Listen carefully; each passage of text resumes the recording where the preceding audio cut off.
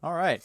Hello, everybody. If it's Wednesday, it's Warhammer, and that must mean it's time for another episode of Warhammer Weekly. Joining me, as always, my best ally, frankly, but sometimes a mercenary. Aw. It's Tom. What's up, buddy? Hello, friends. It's true. It's a momentous day for Tom. This is the last day of his, hopefully, of his primary initial work on his dissertation, but he's taking a short break here. He's using it I clearly as have his lunch break. I have less than 1/2 of 1% to write. Right. Exactly. Like I have approximately 600 words. There you go. But I care about you all so much that I'm going to do the show before finishing my approximately 1 page left to type. There you go. Not too shabby at all. And I'm hoping that's just wrap up and summary at the end, so you know what you're gonna say. I mean, like it is. It Yeah, is. I would think you're not cracking into new territory on the last page.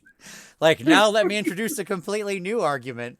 That's how those works. That's how those I things mean, work. it is new material because it's like research trajectories. Yeah, I understand. And so, but regardless, yes, it's basically done. Sure. So tonight we're going to talk about allies, mercenaries, unusual inclusions in armies, armies that can have other forces included in them, and so on and so forth. But before that, we have basically no news. So let's start there. Let's start with this rumor engine that's up on the screen. Yes, but that's so not true. Oh, okay. I love how you updated our news and you missed the biggest news item of the week. But anyways, we'll get to that. Sure. Rumor engine, hammer time. It's Teclis's hammer. Teclis doesn't have a hammer. Oh, I'm sure. Like, have you seen those pants? He has a hammer. That's a good point. You've got me on that one, Tom. Darn it, I walked right into that. As has already been pointed out, it does look like a Twizzler. The hammer looks like a Twizzler. And so I don't know. It looks very elvish. That looks like marble, right? What's around it, because like it has the marble. Some type of stone. Yeah, it has like the marble stonework on it, but it also has like the LV looking gem pattern, right? So I'm hoping this is just one of the previews for, why not? I can't think of an elf unit. I'm trying to think of like a high elf type unit in the past that wielded a hammer, like a singular model or otherwise. I'm trying to think of any elf unit that had a hammer. What was that terrain piece? That was like the Forge of the Gods. What do you mean? You're talking about the Penumbral Engine? No, in 8th edition. So, like, do you remember there was a terrain piece that was like elfy, I think? That was some type of like anvil something? Nope. I don't remember this. You're probably imagining this. No, I don't know. Okay. I legitimately don't remember anything. Because we have like the crafter. We have like, so we have the dwarven crafter god. But wasn't there like an elven smithy one? Yeah, there was the blind elven smith. Yeah, he showed up in the end times, and when he talked about how he was anvil vault, bam, right there. Okay, there you go, the anvil of Vol. But anyways, that guy talked about how he was a god, or he was a hero in the previous cycle, and he was like a god now, and he was telling like one of the elves, I don't remember who he was having the conversation with, that like when this is all done, you'll do the same thing in the next cycle. Wow, a lot of people remember that that's the anvil of Vol. Good on you, everybody. Well, A+ work from our viewers here. So here's the call. I think that it's some unit associated with Vol. You're saying like as a remembrance thing, because obviously he's dead. He's dead, but it'll be like priests of Vol or something like that, and it's like a smithy forging, like elven craftsman. Because if you remember that with Teclis and the engines, the Enlightenment engines, like they were these like crafted masterpieces, and I just wonder if like maybe it's not tied to that kind of stuff. Okay, all right. I mean, I'm reaching here, but from the lore, what's already in the lore, that's what I grab at. No, that's a good call. It's interesting. Yeah, I like that. Because yes, he did help with those before they were penumbral engines or whatever, right? But yeah, he did help with those, so that'd be cool. I dig that. My second vote is Dragon Polo Riders. Sure. Yes, as has been stated in the comments. Yeah, that's a good one. I like a sweet Elvish Hammer unit. Why not? That's just because they really need it, given the MC Hammer jokes, that it can just be Hammer time all the way. Like, I hope this is just a sub theme throughout all of the elves. I really do. I'm so excited. Damn it. Mm-hmm. Yeah. So, I mean, my feeling is it's obviously like got to be somebody pretty strong, because if you put marble on the end of this like stone hammer, that thing seems like it would be kind of heavy, right? Yeah, maybe. So, yeah, I could see it. But who knows what it's made out of? Because, stuff in the realms. It could be some magic super light stone from Heish. Who knows? Maybe they're logic hammers carved from their like geometric things. They just whack, like it's truly the logic hammer. It's like people arguing on the internet trying to hit people with logic hammers, but it's for real. They just whack people smart. and they get reasonable. Bam. Yeah, exactly. Realize the error of your ways. Wham. It's like the pennant stare from Ghost Rider, but in hammer form. I am so down for that, if that's what it is. Yeah. They have a change of alignment or suffer mortal wounds for their sinning. Yeah, I like it. I'm all for it. Totally. More damage against most damage against chaos, obviously. Clearly. All right. What else we got, Wrath Tom? of the Everchosen. Yeah, comes out this weekend. Obviously, we've seen plenty of previews about it. Man Who Reads Book, read book. So that happened. Looks like we've got two sort of pseudo-full allegiance-y things in there. Obviously, a lot of focus on Belakor in the main one, where you can throw all the demons together under Belakor. And then I haven't followed the news at all. Like, sure, you've been knee deep in it. We're gonna review it in a couple weeks. We won't be doing Wrath next week or the week after. Right? It might be the week after. I'm not sure yet. Yeah, it might be the week after.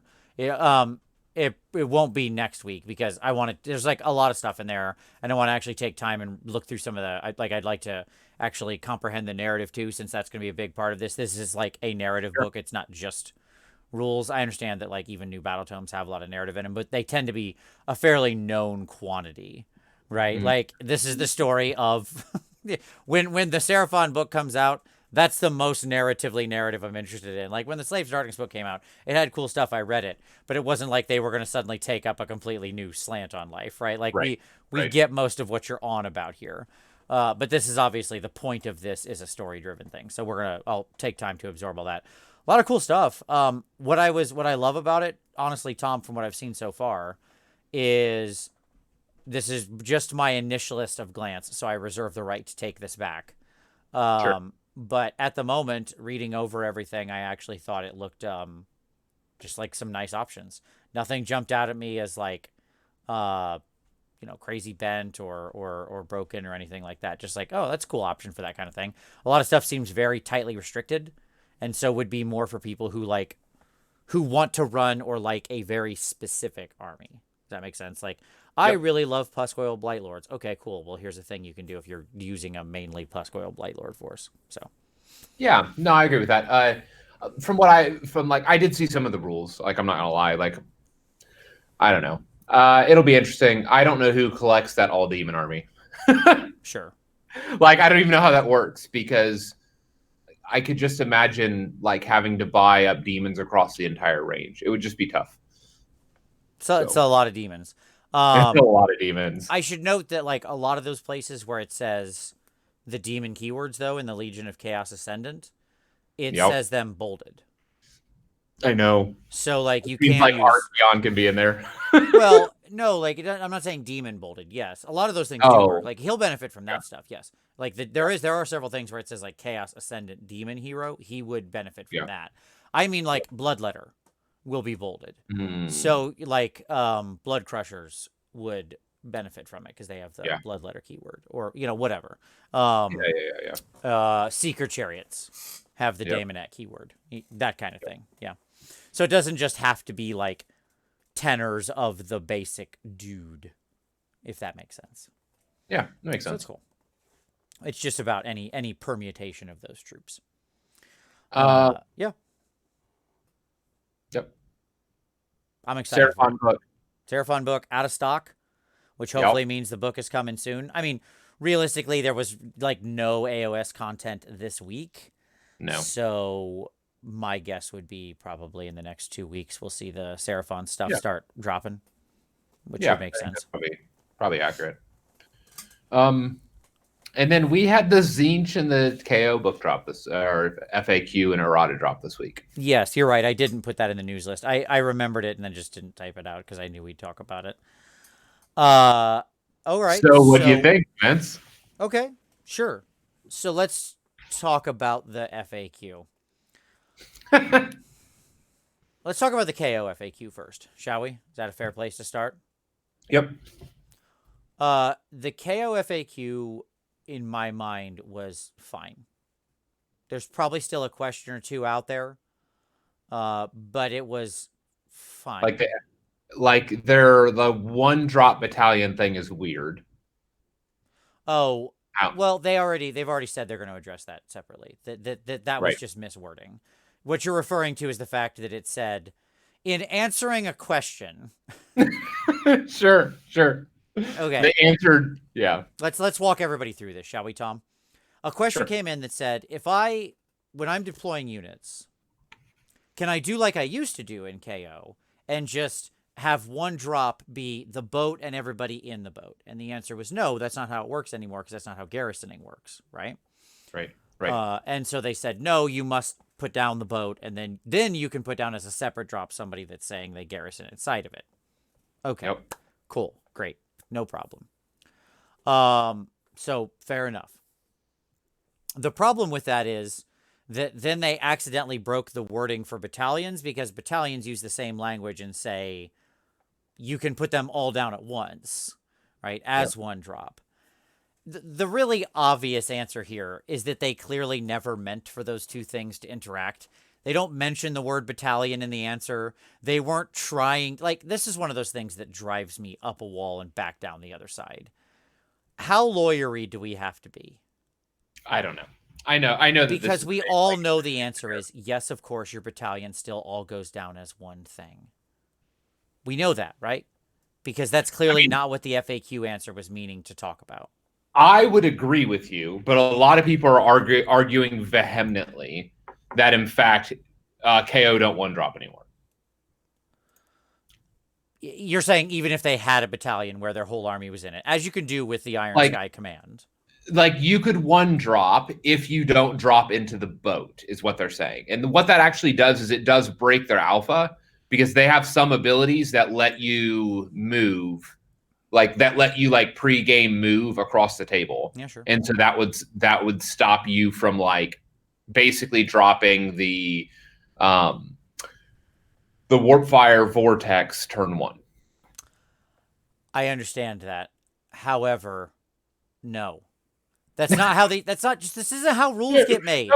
No, I understand. Okay? They were answering a question that was clearly about the old book. They were indelicate in their wording, and it has consequences if you want to play attorney, as we all suddenly do. Like, 3 people in this community went to law school. I think I know most of the content creators. There are people who are attorneys, and I think I know most of them. And they're like, and if they want to get on their lawyer hats because they're all attorneys or solicitors or whatever it's called in your country, fine, okay. But the rest of us all seem to want to play that way as soon as these things come out, like. But I do wish they'd be more delicate with their wording and think about that. Like, because some of these answers felt a little flippant. There was one in there that was in regard to the frigate thing that you pointed out. Yeah, I know. And it didn't answer it at all. It didn't answer the question. I don't think they noticed it. So this rules interaction is in it's the what's the name of it? It's the battalion that has the frigate and 2 frigates Iron Sky Battalion. Is that what or Iron Sky Fleet, not Iron Sky or Iron Sky. I don't know. Doesn't matter. It's the 2nd battalion on the page. I will never run it. Yes, it's the one that's 2 frigates and 2+ frigates and 2+ units of Arco, 1 for every frigate. And the special ability in it is it says Arco can disembark after the frigate moves. Yeah. Right? And it just says moves. Yeah. Got to get up, move. And so the problem with that is because they didn't specify normal move. Technically, you could pile in and then pull the dudes out, or you could charge and then pull the dudes out. Like all of It's this so would be good. perfectly valid because those are all Hero moves. phase exit. Sure. Any time you moved, you would technically trigger the ability to just pull them out, right?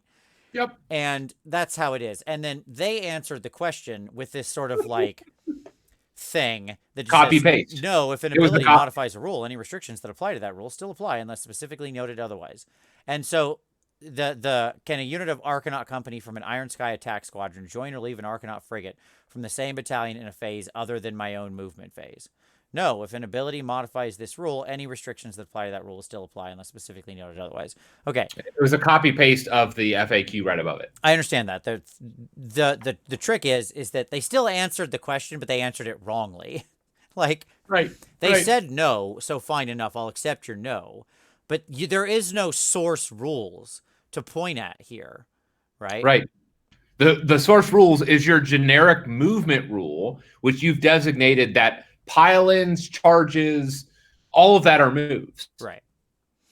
But again, okay, cool. You can't do that. Great. You can only do it in the movement phase. Fine enough. So, like, I accept their answer, but they missed a trick there, I believe. Right? Well, no. What you can argue now is that breaks anything that would trigger off of those other things, because you can point to the KO ruling and say, here's an instance where everything that is phase dependent normally has to remain phase dependent. Sure. Because they have now set a precedent by saying, so they've broken the rest of the game. We just haven't found the implications of it. Because what it says, what it says is that if something is phase dependent, you can't do that thing out of phase ever. Right. Unless it specifically states otherwise. Unless it specifically states otherwise. And so what that means is that there are things in the game that will no longer work because of this ruling. Yeah. Which is just amazing. It's fine, whatever. My point is that, like, it doesn't matter. The two things, like, there are a couple elements of the game that I'd want to see cleaned up eventually, and one of them is the movement nonsense. Because everybody who there's like 7 people who immediately run to the fact that anytime they use the word move flippantly and forget to include the word normal, everybody's like, oh, I can trigger it 72 times in a turn now. And it's like, well, sure. You know what the best part about it is? Because of this thing they created, yes. And the other thing is that because they've used the language of normal move in some spaces, it also really they didn't answer the question, for example, on the Zilfin move, which says that you can make a more normal move in your hero phase, right? Yep. Well, the one so good, the fly high rule is instead of a normal move. Yeah, sure. So, like, you can fly high in Zilfin in the hero phase. Yeah, sure. All in all, KO was good. Like, it was nice. It was good. Garrisoning is interesting now because all your troops are basically never in combat. They all get to act normally if they're in the boat. Well, the really egregious thing that I don't think that they've thought about is that, like, what they've done with this FAQ is that you can disembark still 6 inches out. So if, like, that unit of, like, hypothetical brutes hits the side of your boat, you can disembark behind them. Oh, okay, sure. Because you're not... Because as long as you're outside of 3 inches, you can actually jump a unit on a disembark. How would you get them set up within that thing? You're just saying, like, if they're in a very thin line where you can be within 6 but outside 3. Yeah, wholly within 6, outside of 3. Right. Yeah. And so if somebody hits the side of your boat, you can actually jump them on your disembark if your ship survives. Sure. Which is really funny. And we'll have some really, like, ingenious uses for smart people. No, I agree. Like, you're absolutely right. Yes. So the situation you're describing is the boats here, unit of the X models hits them, the boat here on the side. Right. You can then disembark the troops over the top of them beyond within 6 outside the 3-inch line. Couldn't be a large unit, but obviously, like, something could come out of there, some Thunderers or something, right? You could fit probably some number of Thunderers out there. You could probably get 10 models, like, off of an ironclad. You could, because it's 6 inches of the ironclad. You could probably 10 miles out there. And then you could, assuming the boat wasn't too screwed up, you could still then fly high away, and so the boat could leave, and then the enemy Right. unit's just stuck there in combat with nobody anymore. And those shooters are not in combat, nor have they counted as retreating. So Right. it's So interesting. they're like pow pow pow. Yeah, might be interesting. Yeah. Mm. So you know. I was really sad. Well, let me also say that like they didn't answer like a lot of KO questions were sent in. Like I was in the chat and I watched how like some of the documents that got submitted to them, which were like 20 and 30 questions long. Sure. And they didn't address a number of things that they probably should have addressed. For example, vent plates. Can we talk about vent plates? Yeah, I mean vent plates seemingly. Okay, sure. Go ahead.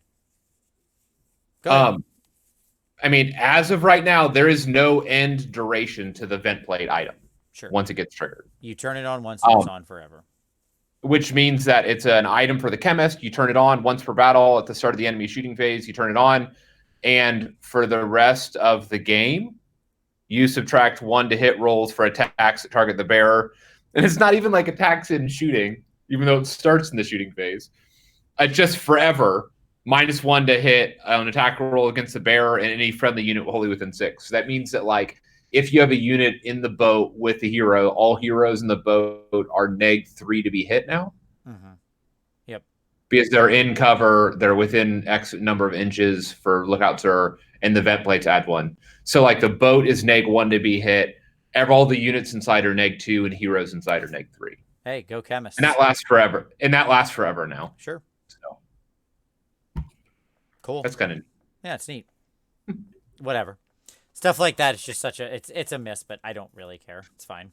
And then the other thing I just didn't understand is like how did we not get how were there no erratas? There were 0 erratas. This is mystical, right? In the entire book.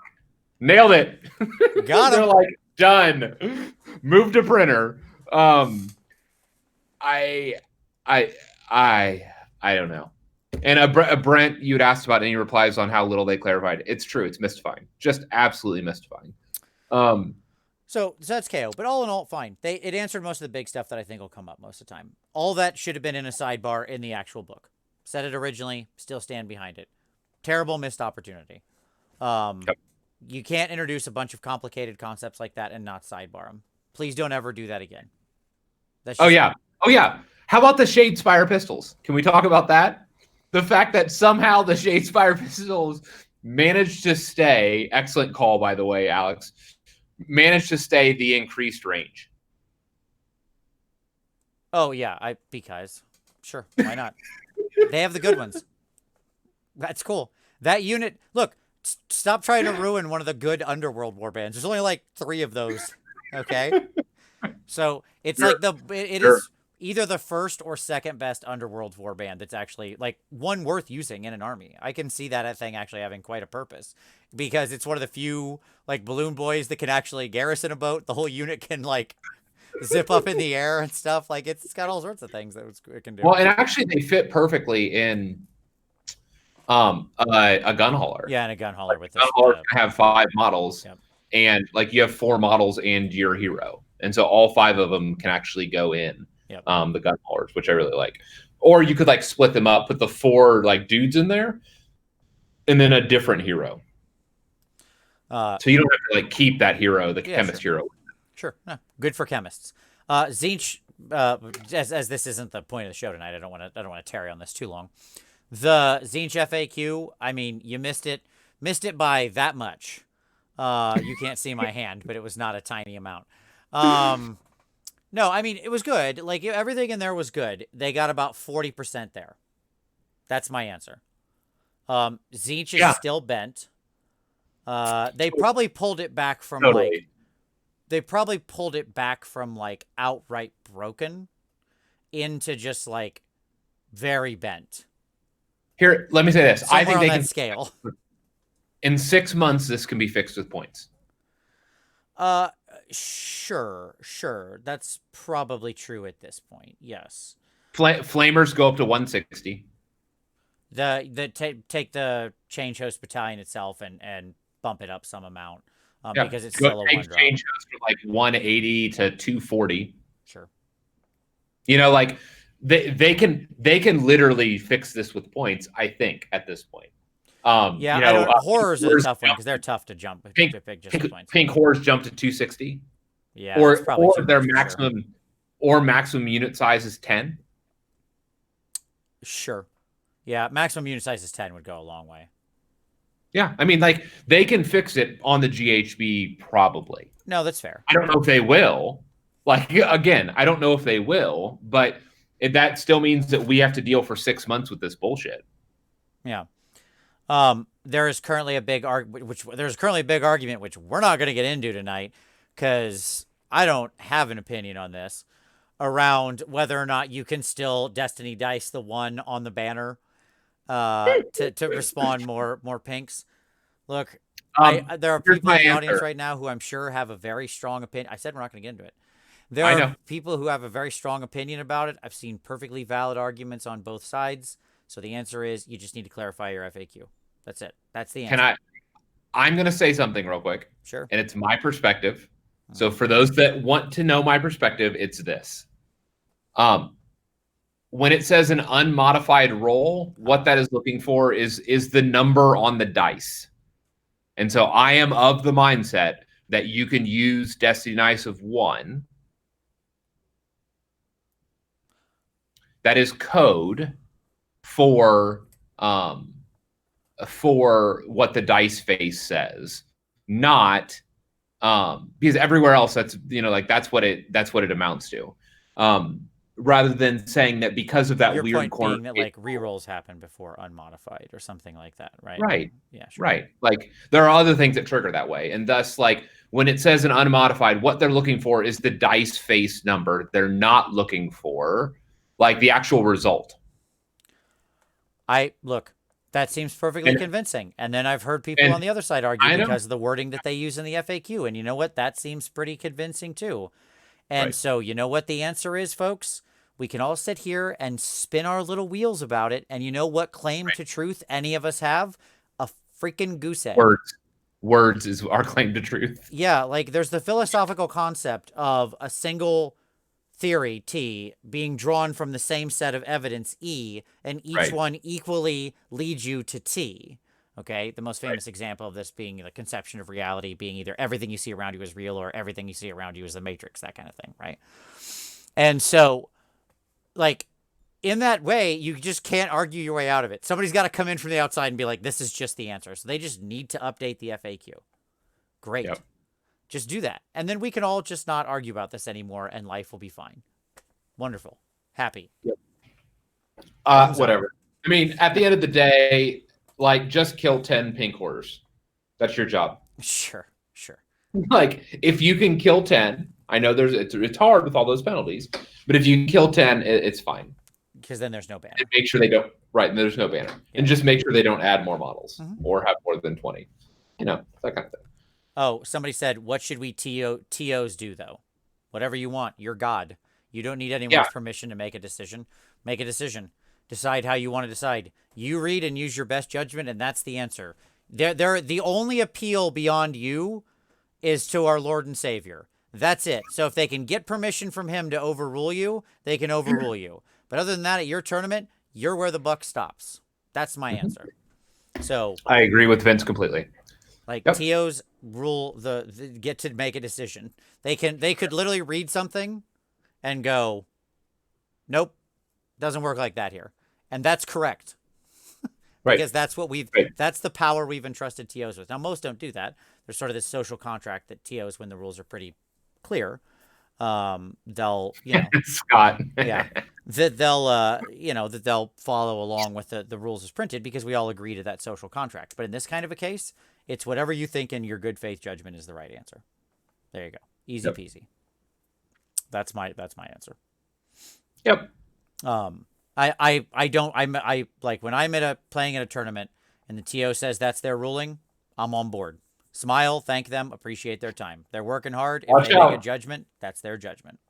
Here comes Marathi. The judge is ready to rule. So, there you go. All right, cool. So yeah, I mean, I feel like it didn't go far enough, but at least they did some stuff. I'm not knocking it. They tried to address stuff, which is good. And they did fix some of the more egregious stuff. like, to their credit, they took a very light touch to it, and they'll likely sit back and reevaluate, Sure. in 6 months. Now the rest of us have to figure out a solution to deal with it in the next 6 months. But yeah. Yep. Okay. Cool.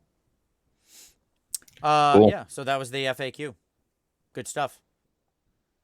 All right. Next. Any other news? I think that's it, right? I don't have anything. Cool. So, Tom, let's talk about some pick of the week, buddy. What do we got? What do you want to share with everybody?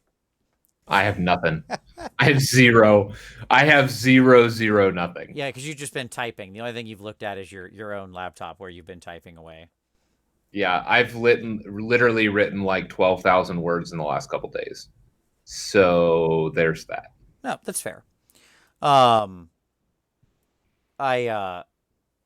can empathize with that. We all look forward to you getting back to your hobby desk, Tom, as I'm sure you do as well. Oh my gosh. And no problem, Tristan. Happy to help. My shout out is to our good friend, the Honest Wargamer, who posted up yesterday the CanCon 2020 Army Showcase. So when I was down at CanCon and we were doing the field reporting, one of the things we did was actually go around and look at all the armies. Like Rob was doing the camera work, and I was just talking about every army as we were looking at all of the best army nominees. So if you want to see close up some of the absolutely gorgeous armies that were available at CanCon, you can go look at them in the video. And you can watch it with my voice or without, frankly. If you find me annoying, you can mute it. I'm not adding that much to the armies on display there. I'm trying my best just to fill the time and point out all of the good things that I hope people notice about all the incredibly hard work and, frankly, beautiful work that everybody was doing there who was a best army nominee. But they're the ones on display there, not me talking. So I'll link it in the description below, as it was a super great as it was a really super great selection of armies. So cool stuff. Special shout out to Danny Paints, who, Tom, did you see his display board? The drum. Yeah, the oil drum, the 44-gallon oil drum that had been hollowed out that he had to like learn metalworking to do. Yeah, I think I'm at a point where I'm just gonna have to tap out. Like, I love you all. We've escalated now. Yes, like the battlefield has been escalated, and I love you guys and I love painting stuff, but I don't love it that much. Okay. That's just too much work. Right on. Like Vince, it goes back to like, you're like, okay, so now what you need to do, Tom, is in order to paint this skin transition, spend 12 more hours feathering. Nope. Right. Nope. Don't care that much. I get it. It was an amazing, like truly amazing display board. It was. And that's coming from somebody that nice. despises display boards. I mean, he had LED lighting. He had dry ice smoke effects in there. All of it. All of it. It was beautiful. And it was like punkish, and you had like the police. Oh, it was so good. Mm-hmm. Like, it was so themed and so classy. And like, because when I saw it on the table initially, I'm like, what is up with that police one? Totally get it now. Yeah, sure. Why? Yeah, because when they're all on the board, you see this beautiful narrative of like the police invading the hive, and as you get down farther, everything gets weirder. Yeah. Yep. Mm-hmm. It's good. Yes. The Aussie Wargamers is also awesome. I don't know if you saw his in there, Tom, but he had the big pirate ship with the mixed destruction force, and like, again, just absolutely incredible work. Like, you have to understand that pirate chest that was his display board. He had like different little pull-out. I know. I saw the full troll of other like treasure and models and things to discover. Like, it was bonkers good. It's so fantastic. Like, I see that and I'm like, I may paint up a new board for Adepticon this year, maybe. I mean, I already know I'm doing a new board, but it won't be until summertime or something, because my Whirlwind's Edge army. Whirlwind's Edge, Yeah, and I already know how that's going to be. Yeah. So, it will not be a 44-gallon oil drum. No. Although it could be with this army, but no. It'll be like a triptych. Deep cut there. Actually, my display board is just going to be It's gonna be an automated reality thing, like an AR. You've got to like put your phone up and look through, Amazing.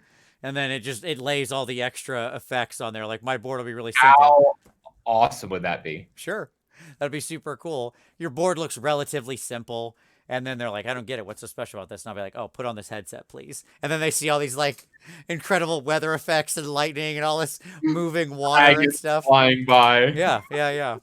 Boats in the clouds in the background and stuff. Whoa, there you go. All right, so time to get working. Oh All I yeah. need to do is And learn how then to do all that stuff.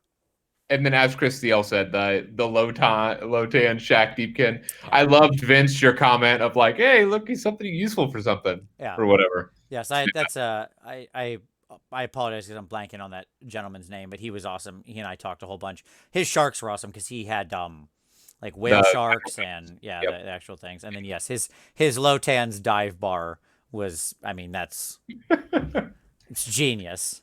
And yes, it's probably unfortunately the best use for that Poor character. guy. Man, I really feel bad for Lotan. Like, Yep.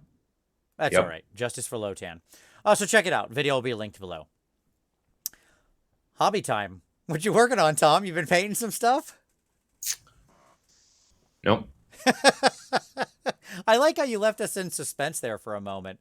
Like I thought for a moment, oh, maybe he did take a minute or two to paint something. No. I sold 2 sprues of 3 sequiturs on eBay. Nice. Good job, man. Thanks. Honestly, it was just all the extra sequiturs I got when I ordered my 6 Mortal Realms magazines. Mm-hmm. And so I had a bunch of extra, like I had an additional like 18 sequiturs that I needed to do something with. So they got sold. That's sort of hobby.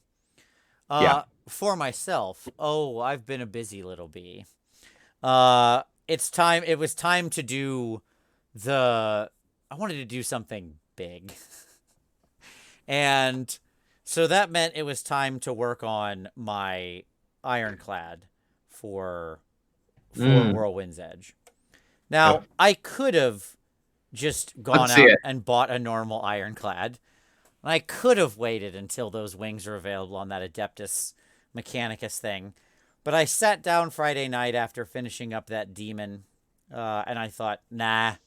And I got out all the bits, and I put together my own ship. And so this is the ship. And it's real big. I don't know if that's obvious.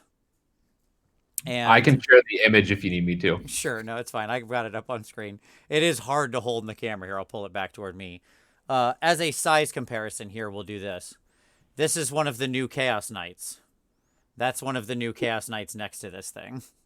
So, so this is my ironclad that I made, just cobbled together out of lots of different bits.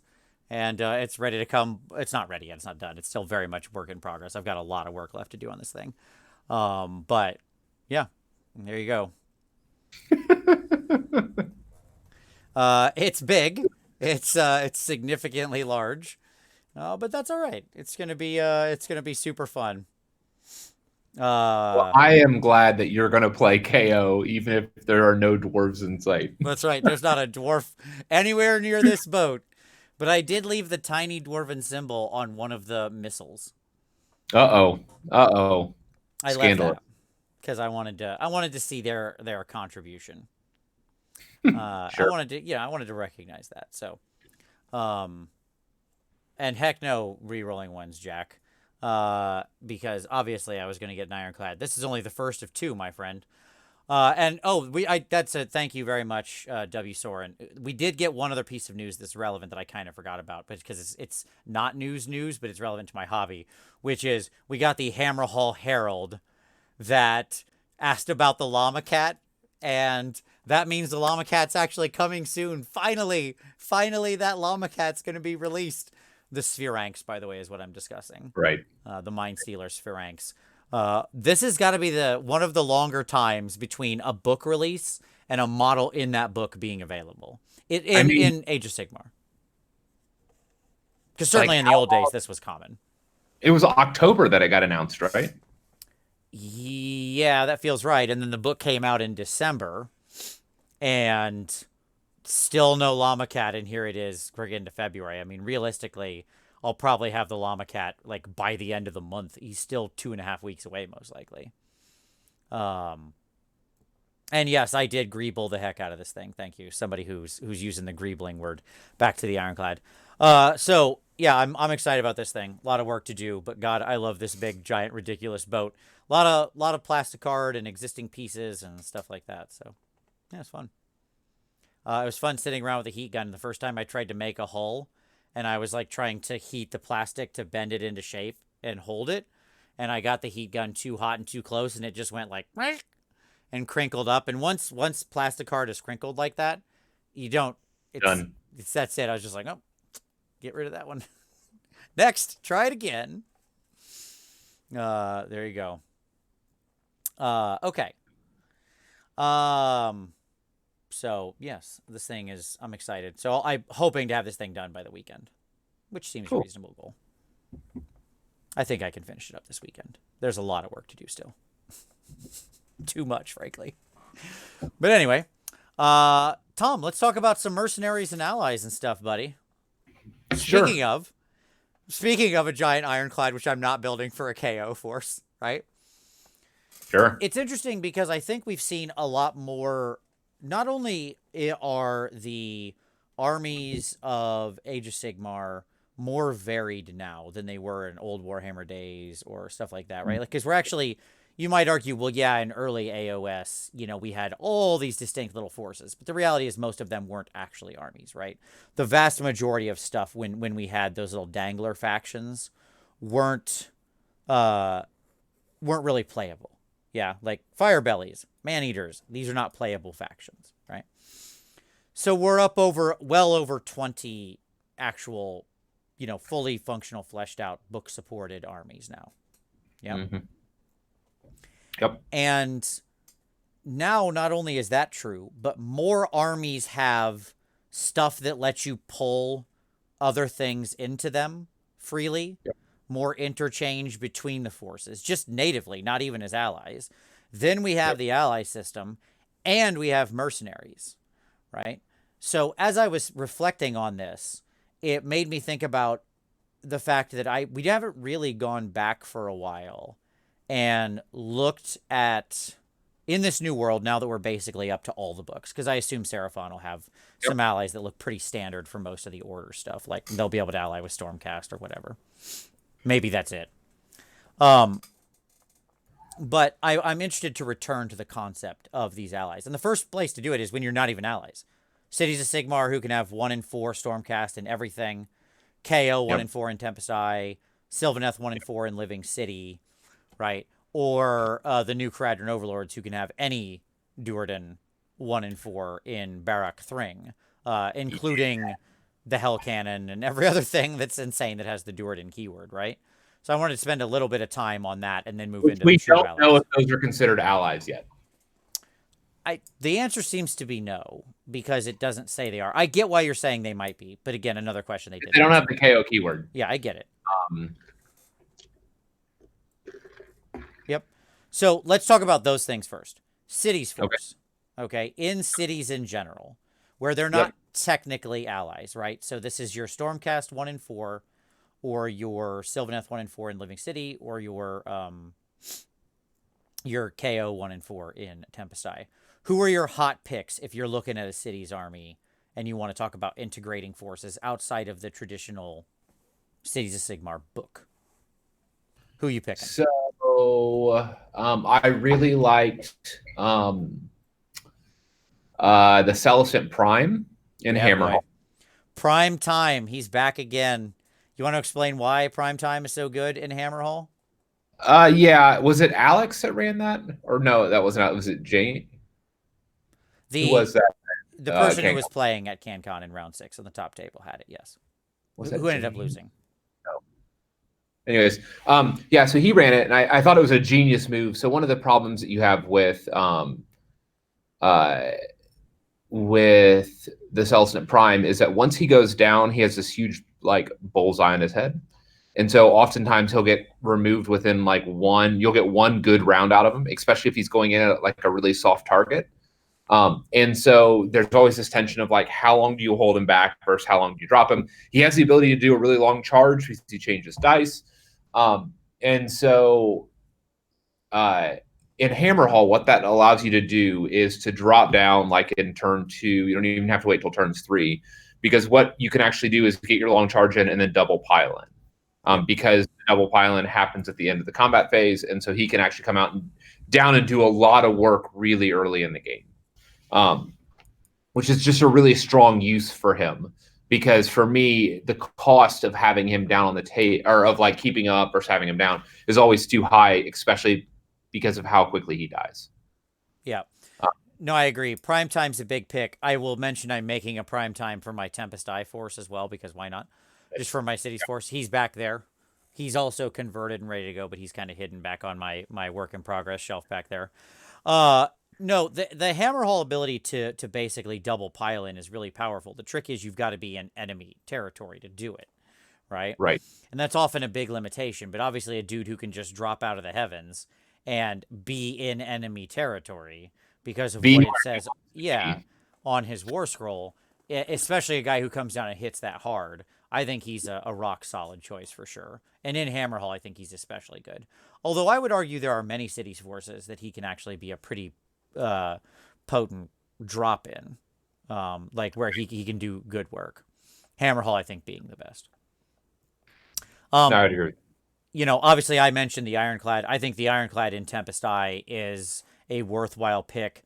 You know, probably your best pick is something like an Ironclad and some amount of Thunderers or something like that to go in the boat, or a frigate and some amount of Thunderers to go in the boat. Like, that seems like a really solid 2-pick. Again, not technically allies, but it's a lot of good firepower that benefits heavily from the abilities that are there. Yeah, I mean, a good, like, depending on like the scale of how many points you want to pay, like a nice low-hanging fruit there would also be 6 riggers. Yep. And a Gunhauler. I would also say 6 riggers and the guy in dirigible suit, because then you're, you know, like, he can't. Like, they're mobile 6 riggers, but then you may as well go 12 rigger. Be like, the advantage of 6 riggers is that he could be dragged. If you go up to 12 units in your army, you could do a Gunhauler, 6 riggers, and the dirigible guy. And by the way, the dirigible guy could be your general and make those riggers. That was my point. Yes, is that if he comes in as your general, then he actually will make the riggers. He'll make the Endrin riggers battle line in your city's army. Right, and like you could do that, which is you could go like those 3 units, and you could even do like 3 Aether Wings, like the dumb chafe birds for Stormcast, and that's only 150 points for 3 of those units. Sure. You mix in a couple chariots, and suddenly like you can still have some blocks of troops and a bunch of MSU. So, yeah, there's some there's some neat ideas. I would agree with that. I think that. I don't think the real power of Dracoths has been realized yet. Sure. In Living Cities. Super hot pick in Living City. I would also argue a really good pick in Tempest Eye too. Yeah, I would agree with that. But like they spit hot lightning. Sure. And then you get to move up, like 8 inches and have a 3 charge. Absolutely. I would use them in a different way in Tempest Eye. In Tempest Eye, they're just rock solid, unbreakable in the first round, and they have the speed with the bonus movement to just go alpha block a point. Right. So on scenarios where you want to just alpha bunker onto a point, they can do that really well. Yep. Or they can pin an enemy. All of those things. I agree with you. Yep. No, that's good. I think that other significant grabs in Tempest Eye. I think as you said, the KO boats were a good grab. I like the riggers, like the combo of the rigger and the Endrin Master. The boats obviously benefit from the Lord Ordinator. Yep, sure. So that's a really good grab in. There's so many buffs they can benefit from in there. They can get the Lord Ordinator, they can get the Huracanum, they can get the +1 to wound aura from the General Hawkeyed. Right. Yeah. I mean, you can have your boats on like 2s and 2s in Tempest Eye pretty easily. Same with all your Thunderers and everybody else, frankly. Or not. We said, close to that. Most of that will also benefit them. as we said during the book review, there's more synergy in the 2 pages of Tempest Eye rules than there is in the entire KO book for the Ironclad. Yeah. Yep. Absolutely. I mean, it's just it is what it is. So yeah, I mean, those are the things that jump out to me. Do you like? Oh, go ahead. No, good. I think that there may be some play with like any unit that's going to have a shooting followed up by decent melee can be good in living cities because they can hit and then move forward. And so obviously the Drakesworn Templar, we've talked about that before. That's a solid grab. The Aqualors are 15-inch range. Is that right? Am I remembering that correctly? The javelins. I don't know off the top of my head. I think I'll check here in just a second. My book's loaded up.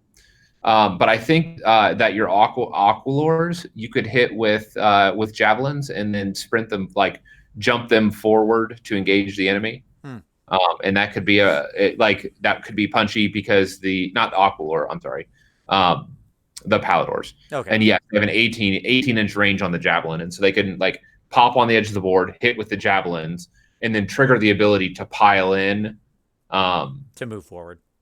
And then you can actually use the Aqualors to pick them up off the table, put them back down, and do the same thing somewhere else on the table. There you go. Because you can teleport from the Aqualor and then reuse the ability like the next turn to close the distance. Yep. After you've thrown your javelin. So I think that there may be some gas with Paladors as well. What do you think about maybe the 2 Tree Lord combo? Not regular Tree Lords. The 2 Tree Lord combo in Living City. And what I specifically mean is 1 Tree Lord Ancient who can summon a woods, right? So you actually can summon woods within the city's army, within Living City.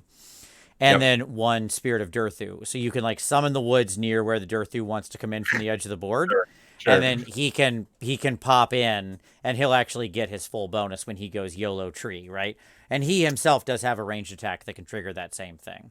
It seems like a lot of work for that extra D3 attacks or whatever. It does, but I don't know that setting up a big woods is necessarily a bad thing either. Like Cities of Sigmar doesn't have terrain. Those woods are interesting. I mean, it's true, but like what's the range on that ancient setup? I think it's like right on top of him. Like I don't think that it's... So you're talking about his ability to set up a woods? Yeah. So his you can set up 1 Awakened Wildwood wholly within 18 inches of that model. Yeah, I mean, if you loaded to one side, maybe. What phase is that in? Is that in the hero phase? Oh, when does he have the ability to set this up? Yeah, once per battle in your hero phase, not at the start of, just in. And they come in on the movement phase. That's too bad. Yeah. Yeah, he couldn't march on from the side and do it. No. You couldn't bring him on and then bring the tree in. That's too bad. Yeah, I don't know. Yeah. I mean, I'd be more interested if I could fit a Tree Lord Ancient, a Durthu, and a Branch Wraith in. Okay. Then I could summon Dryads as well and give Living Cities summoning. You just need to go up to 12 units, which isn't impossible in a world of gyrocopters. Yeah. Also a good point. Like if you've already got your battle line filled and you've got all this other stuff and you need to like bloat the number of units in a city's army, gyrocopters are the way to just bloat units, right? Because they're useful. Like they're not a bad pick. Right. They do good stuff. And you just take gyros in oneers, and like they're not doing anything. They're not counting toward anything other than number of units, right? Mm-hmm. Yeah. So that's true. So you can quite easily like just balloon your number way up because they're relatively cheap. So yeah, there you go. I think that we can't leave this behind without mentioning maybe one of the hottest picks from Stormcast across the board in almost any force, the Ally Supreme, the ally of allies. And we'll talk about him later because he has used the Knight-Azyros. Knight-Azyros, Mr. Azyros. This guy, does he ever actually work in Stormcast? I think he's just on loan to every other army in the game. Yeah, he doesn't show up in Stormcast armies because he's in all the rest as an ally in other armies. Yeah, it's true. So obviously, this guy could be really good in a lot of different forces, and he's a good segue to move into just allies. Because Are we not going to talk about the KO stuff? yeah. Oh, fair enough. That's fine. Let's circle back to You're doing Azyros then. all the- Yeah, Okay. yeah. So fair enough. Okay. Let's do Barak-Thryng. Go ahead. We'll Okay. come back to Mr. Azyros. I have to say I was pleasantly surprised when the fact dropped, and I can still run my 75% Fire Slayer KO army.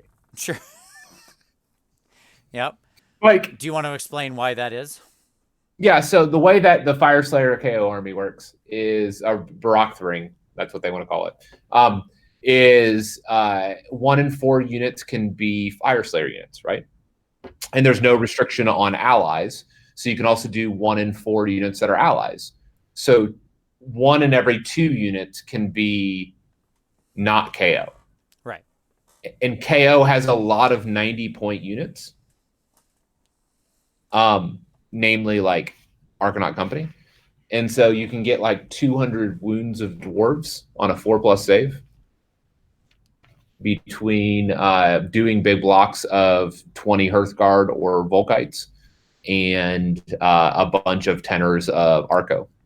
And then you fill up all of your ally slots with the heroes for like deep striking and the banner and stuff like that. So you end up with a KO army that's because a full half of it by count can be Right. KO. 75% of your army is by points is Fire Slayers. And like more than half of it by model count is Fire Slayers as well. Sure. In that world. Sure. Not by unit count. You only have like 50 Arco on foot or 60 Arco on foot and then a hero. And then everything else is basically like Fire Slayers. Big blocks of Fire Slayers or Fire Slayer heroes. It's fun. Like I might run it. I don't know. Against change hosts, like I'm just gonna get locked into combat forever. So that's pretty dumb. I don't know about that. I think that army's pretty well ready to blow up a lot of change host stuff. Alex, you'd asked, do they get to fight when they die as Thringy? No, because that ability in Thringy only works for Skyfarers. And so what that means is that, I think it's Skyfarers. I think that's the right keyword. Whatever it is, it's not the keyword that they get. They actually don't get the right keyword to actually use that allegiance ability. But because they're not allies technically, I believe you can give them items. Yeah, I mean, as far as I know, there's no restriction about that. They can't be your general. They can't be your general, right? And their units don't count as battle line, right? So they're like they're not allies. They're half allies, right? Half allies, yeah. Half allies. So they don't have the Skyfarer keyword, so they don't get the Barak-Thryng ability, that other one that triggers off the extra island. But they could be given weapons, and so there's some neat options with that. Grudge Hammer is not a terrible item. I love the idea of doing like the compendium dwarf units can get pulled in with this. And so my favorite there obviously is Thorgrim, or what was Thorgrim, like the Power Throne hero. That's like a speaking of anvils from earlier in the show. Yes, exactly. There's like a -2 Ren 3 damage, like 4 attacks or something like that. Like dude's packing heat. Doesn't he only move 1 inch? No. That's So I'm thinking about the like what's now like the Warden King on Power Throne. Oh, okay, got it. Not the Anvil guy. Not the Anvil. Right. Like this is like at one point in time the throne had an anvil on it, but not when they fixed it. And so that dude could like run around. Like he gets rerolls on everything. It's silly. Like he's a good war scroll for like 220 or whatever he is. So he's a nice like punchy melee hero. So and he would fit well in this army, and you can give him an item. So you can also pull in the aforementioned Hell Cannon because it has the Duarden keyword. So if you've been looking for a way to get Chaos Hell Cannons into your KO force, you can do that. I'm not gonna lie, I consider doing 2 of them. Sure, you actually own Hell Cannons. I own 2 of them painted. it was like, what would this look like if I had 2 hell cannons and a KO army? Sure. Why not? Why not? Yeah, I mean, it's like I don't. I think that there's probably a more balanced version of what I had joked around about. Um, with the Fire Slayer mix, I think there's a balanced version of that that's probably pretty punchy. Mm-hmm. The grudges, you are going to get the reroll ones, so like all of those Hearthguard Berserkers get the reroll ones. Yep. Like natively that to hit, which is not going to be bad. And then the extra like double hits on 6s, they'll also get if you triggered it on that unit. And so I don't know. I think that there might be some interesting stuff there, is what I would say. Because you can also do spell in the bottle. You could do spell in the bottle bridge. So then you could bridge like Iron Drakes across if you wanted to, or Fire Slayers, or I don't know. There's some really neat combinations. I don't know that I'm going to play it, but I will say that often you only need to get bridge off once in the game for sure. some attack plans. So the fact that you can definitely get bridge off once, without anything. Say no to it, right? No, and they truly cannot say no to it. So yeah, there's some neat stuff. Yep. And yes, Kingbred, the crew has the Duardin keyword, but it doesn't matter because that means the War Scroll has the Duardin keyword. So, anyway, so let's transition now and talk about some proper allies. And the best transition for that is the Knight-Azyros. Good in any of those cities' armies, almost any of them. Good all over the place. The Knight-Azyros obviously being a standout because he has his little magical lantern that has a big range and just gives you reroll ones to hit in both melee and shooting. Absolutely fantastic ability. The fact that he just broadcasts this massive aura when you target units in the range of his lantern. He himself has a good fly move. He's on a 3-up save. He can be a good little unit corner pinner as well, where he can get on the corner of an only mildly offensive unit and actually hold him for a while. And he's like a 3-up base, right? Yeah, he's 3-up base, and he's 100 points. Yep. Yeah. This dude is the MVP of allies. This is the allies. He is the ally of allies. In the ally awards, he would take it every year. Year over year, this guy gets the ally award. True. So I think of things like him in a KO force. Many KO armies that I built have this dude in there. There's a lot because almost any order army basically can ally in Stormcast. He ends up being really, really powerful in a lot of these armies. Because his buff isn't keyword specific, and he's extra punchy against chaos. Yeah. And there's like seemingly a lot of chaos in the meta. Right. A near endless supply of chaos. Yes. We should mention that he also has a color hoser effect. Multitudinous hordes of chaos, maybe? And probably more here in a little while, because some people will be using the Wrath of the Everchosen stuff. So if Chaos's stock is on the rise, the Knight-Azyros just gets better and better and better. Every time. Yeah. He's a great ally. We should talk about an ally that we mentioned in passing in discussing our CanCon coverage for Fire Slayers. Okay. And that is the Gunhaulers. Yeah. You're going to spoil my my secret trick. It's not your secret trick. You didn't think of it. The guy at CanCon thought of it. You're not getting credit for this one, buddy. So Gunhaulers are an excellent ally because they're cheap. And they can jump around the table, so they can provide threat on objectives. Yep. So most notably, 2 of them are 300 points. So they're 150 each. Yep. With they have a little bit of shooting, but critically, the disengage and fly high and all of that nonsense is on their war scroll. So they bring that with them. So the reality is this ship can just teleport itself every turn, 9 inches away from any enemy. Meaning that if your opponent ever leaves an objective unguarded for a second, walks away from it, you own that objective instantly. The reason I like 2 Gunhaulers is because if they try to hold it with just 1 hero, how many times have you seen an opponent hold a backup line objective with just one hero, right? Yeah. So often you'll be able to drop in, shoot that hero, and claim it, depending on where they are vis-a-vis the objective itself, right? Yeah, I mean, I would say that like I think that there's probably some play by throwing in because of the price points that like rigor, like if you can't do 2 haulers, then like 1 hauler and a full gun unit of riggers or full gun unit of wardens will put out similar damage, preferably riggers because they can still shoot on the other end of that with their shortest guns. They would put out similar damage as a second hauler, but you're 50 points cheaper. You're more bodies, but you're more susceptible to having the hauler removed. Sure.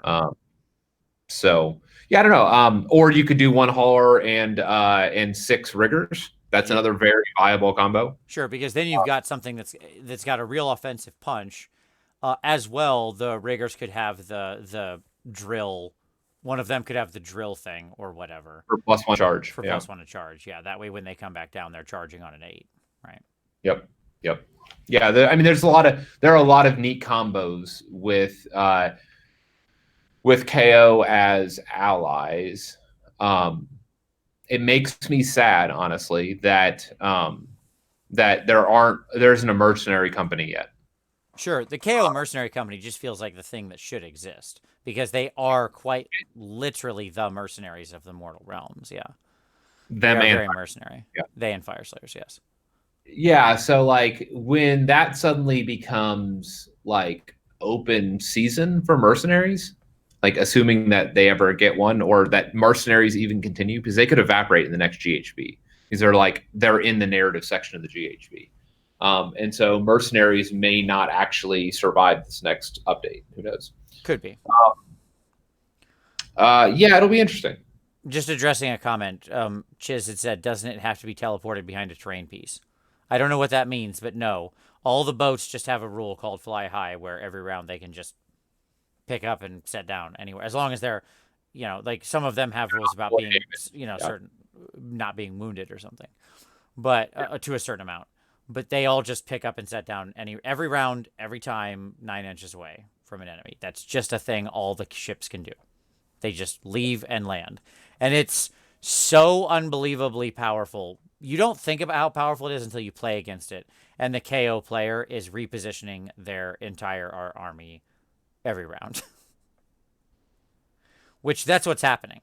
If you don't pin them down, they're just picking up their entire army and landing it somewhere else every single round. Because the ships go up. People get in the ships or never got out. The ships go up.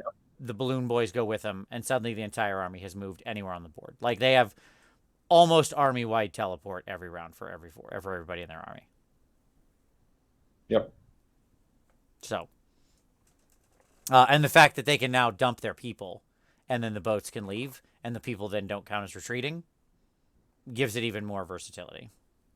Yep. Because the boat could just bug out and drop behind the troops. Just literally pick up and drop behind. Like, dump the troops, pop up, land back down, and then have the troops as now a chaff screen to it, and then they all unload because the boat can still shoot. A normal move for almost any of those boats is going to be greater than, like, you don't need to teleport because, Sure. like, you could just do the normal disengage. It's a 12-inch move, Yeah, right? Yeah. And then once per game and go to 18. Yeah. Super fair. KO definitely have a very strong mobility game. Absolutely. So I think that it's ironic to me, partially, that almost everything I want to do with KO is as allies and not as the actual KO force. But oh yeah. But at the same time, maybe that's somewhat appropriate. There's some kind of thematic verisimilitude in the world to that. That they end up in that way. Sure. I mean, why not, right? Any other Fyreslayers type allies you like besides what we've mentioned so far? You've built a lot of Fyreslayers lists. I have. Like allies for Fyreslayers or Fyreslayers as allies? Yeah, sure. Let's go both directions. And let's bring the mercs in at this point as well. Because I know you've played around with some interesting mercenaries in Fyreslayers. I have. So I think that So the things that jump out to me. Fire Slayers, if you are an ally or a merc, because remember, Fire Slayers can be mercs themselves. You could grab two, like a 20 pack of Volkites and a Rune Smiter who can deep strike those 20 Volkites. And so now you have a nice little power pair that you can put anywhere on the board that are 40 wounds on a 4-up save in melee. That's pretty good. Yeah, sure. Yeah, it's a nice little power pair that can get the job done. As far as power pairs go, what else do I like?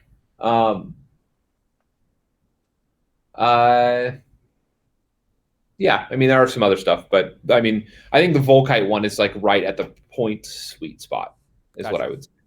Where it's not an overinvestment. Right. Yeah, when you look across order, are there any other allies that you really value?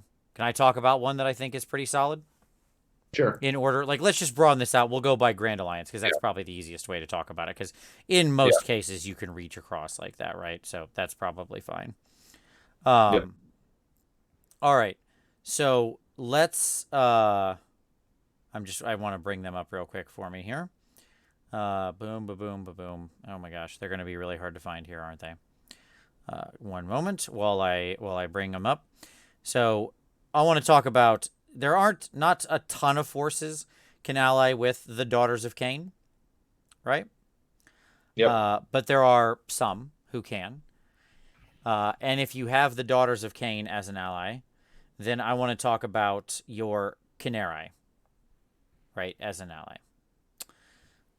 Canary Heartrenders and or Life Takers, whatever you prefer. I'd obviously probably prefer the Heartrenders in most cases, but, you know, Life Takers can get there. By the way, Tom, you know that there was only one doc list at CanCon, came 16th, okay, which was Dane. And you know he was running a tenor of Life Takers, and he was juicing them to 3 damage and doing the thing that you dreamed of doing. And he caught a lot of people out because who's ever seen Life Takers or knows he started telling me about it because I rode down to CanCon with him, and he mentioned, I've got these Life Takers and I can buff them and they can do a lot of damage. And I was like, yeah, they do 3 damage a piece. I know, because Tom was trying to build a 20er, and the 20er just doesn't work. It's too many on the 40 mil base. They're just too big, but the 10er worked. Anyways, Canary Heartrenders. Canary Heartrenders are absolutely wonderful because they are 90 points for 5 of them, and most importantly, on their profile, they have instead of setting this unit up on the battlefield, you can place it to one side and say it's circling high above. In any of your movement phases, it can descend into battle, set up the unit anywhere on the battlefield that is more than 9 inches from enemy models. That is their move for that movement phase.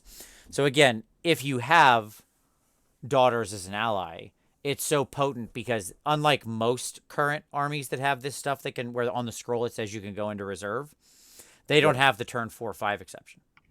Right. You can keep them up literally until turn 5. Yeah, exactly. 5 models, they have a melee potential. They can obviously float after they shoot, right? So they have a lot of ability to just body block people off of a point, even if somebody's like standing in the center of a point. They have 1 or 2 models standing in the center of a point. Yeah, you have a 4-up chance. If they have 1 or 2 models, you have a 4-up chance of literally just floating within range of the objective. Right, and just body blocking them off of it and taking. Yeah. Yep. Absolutely. So Heartrenders to me, and or Life Takers, I like that the Heartrender version, but again, as you wish. I think they're just a really, really solid pick that often gets overlooked because they are such a powerful objective stealer. I don't think that there's enough armies that have them as allies. Sure, it's not. I think that's the real challenge there. That's the real challenge. Sure, I mean that's fair. It is not the most common ally. I think the other order ally we should talk about, it just came up in the comments, but yes, I wanted to close out order on him, so we'll just move to him now. Do we want to talk about Gotrek? Nope. You don't want to talk about Gotrek? Why not? Nope. Pass. You're saying you'd never take him. Nope. What about, say, in Sam Morgan's Grand Alliance Order, all the big scary things? He had a Lord Celestin on Stardrake, Marathi, Gotrek.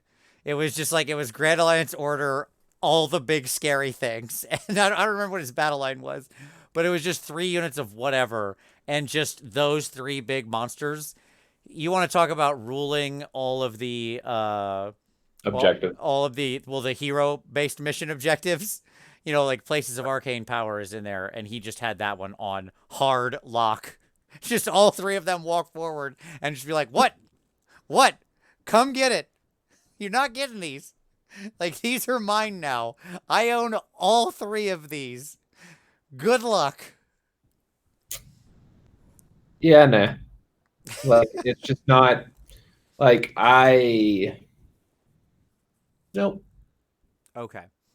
I disagree. I think Gotrek absolutely has a use, especially in armies. Now, I'll be interested to see what he looks like in something like Seraphon at post-book. Like, if I'm going to pay that many points for something, I want like a Maw Crusher for like a... I mean, he certainly hits harder than a Maw Crusher.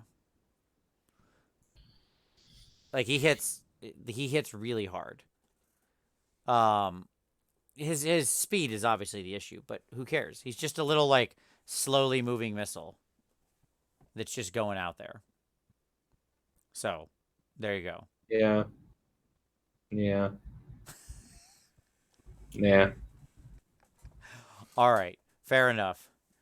There's a lot of things we could talk about, Chris. Somebody else mentioned tree revs. Tree revs are another thing like Heart Renders. Super useful because they can reposition every round. If you have Sylvaneth or like in Living City, very potent choice. I totally agree. Tree revs are A+. Any small points investment you can make like that just can auto win you the game by stealing objectives is super powerful. Yep. So there you go. All right. So that's order. Let's talk about chaos. Because I think that chaos is interesting because armies don't often work exactly logically in chaos. Totally not. So here's what I mean by that. Let's just get this on the table first. If I'm playing Slaves to Darkness and I bring in, and I'm generally Slaaneshi aligned, but like, so I'll mark all my dudes Slaanesh, but I'm Slaves to Darkness Allegiance. And I bring in a Keeper of Secrets as an ally. Or I bring in a Keeper of Secrets. That's an ally. Even though it's all Slaanesh Mark Forced, my allegiance is Slaves to Darkness. However, if I take the exact same force, assuming it's, legal, and change the allegiance, scratch that out, and change the allegiance to Slaanesh, I have 0 allies. Right? Because all the only rule for the god armies is have that keyword. Right. Be Slaanesh, Tzeentch, Nurgle, or Khorne. They're much broader. Yes. Yeah. Whereas for Slaves to Darkness, it's not enough to have the keyword. You have to be Slaves to Darkness. That's the keyword. That's the allegiance you're gonna let go. You're gonna go on there. So sometimes allies don't work both ways, is my point. But can we talk about maybe one of our best allies, and he's in an Underworlds warband? And that's good old our good buddy Grashrak. Grashrak, the Underworlds warband beast man. Your internet is like freaking out right now, by the way, but I'll just keep talking until you come back into clear frame or whatever. I don't know why. That's all right. Don't worry about it. You'll catch up in a second, I'm sure. Grashrak is absolutely wonderful because we're talking about a wizard who shows up with some extra dudes. He's 140 points. A lot of people can ally in beasts within chaos. He doesn't have any of the god keywords that would keep him out of the party. And he has a spell that just does basically D3 mortal wounds and makes it so anybody who attacks that unit is +1 to hit. Do you like +1 to hit? I like +1 to hit. Who doesn't like +1 to hit? It's an amazing ally. Like, this dude, if you can fit beasts, Grashrak at 140, giving you another caster, a little bit of dumb chaff that you can throw in the way, and the Ungor and everything that comes with him. and a dude that's just a gun, a marker light ammo gun that shoots around. You're fine now, by the way. Your internet caught back up. Is just absolutely wonderful. I love me some Grashrak. I think he's the other one that's vying for first place in best Underworld Warband inclusion. Sure. No, I would agree with that. Who else do you like in Chaos allies? Going any direction. There's a lot of sort of or by the way, we'll have to talk about mercenaries here at some point. Yeah. Since we're in Chaos, should we talk about the Marauder mercenaries? I mean, it's not usual you would use them in Chaos, but I guess you could. No, I was going to check and see. So for Skaven, the only thing they can ally with is Nurgle if they have a clan pestilence general or whatever it is. Yeah. Nah. No, I mean, like, I kind of like you almost never have to do allies. Let me say it this way: in Chaos. Unless you're playing straight slaves. They're the ones who often end up with allies. Right. The straight slaves have to have allies, but almost no one else does because you can bring most people into your stuff. All the God-marked armies are big tent parties. Right, they are. And so, like, I was going to say, well, I kind of like, I used to like monks and what's his face? Glotkin, but now, like, you don't even need to do that. Because like they're both like, yeah, I don't know. No, not really. Nothing really spectacular for that. I mean, for Marauders make really nice mercenaries. Sure. Arguably, which this seems like the best way to talk about them. Like Marauders make better mercenaries than they do allies. Okay. Because they get a pre-game move. Right. Yeah. When they're taken as mercenaries. So you got to eat a command point. But they give you a bunch of bodies and a pre-game move. And literally all you have to take is the Marauders. Yep. That's the only required part of the mercenary. You lose the command point, basically, for a pre-game D6 move. Sure. Now, obviously, I don't know how often you do this in Chaos unless you were... You're right. I mean, even in Chaos, because it's the same amount of points. So what you're effectively doing is just paying a command point for a pre-game move. Imagine that first turn you have to spend your command point to pre-game move them, right? But, like, you could still bring them in as mercenaries and then buff them with all of your abilities. Mm-hmm. Like, you could bring them as mercenaries into Slaves to Darkness. Yeah, keyword-wise, they still completely work, right? Because they still have all the necessary keywords to trigger off the buffs and the spells and the things like that. Yeah. Right. You can just perpetually trade, basically, your first command point for a D6 move, even in Slaves. Sure. No, that's fair. Do we want to talk about Belakor showing up in all these battles? Because he is one that never gets God marked, right? So he's actually a potentially strong ally. Belakor is so potent, right? Yeah, I'm a big fan of Belakor.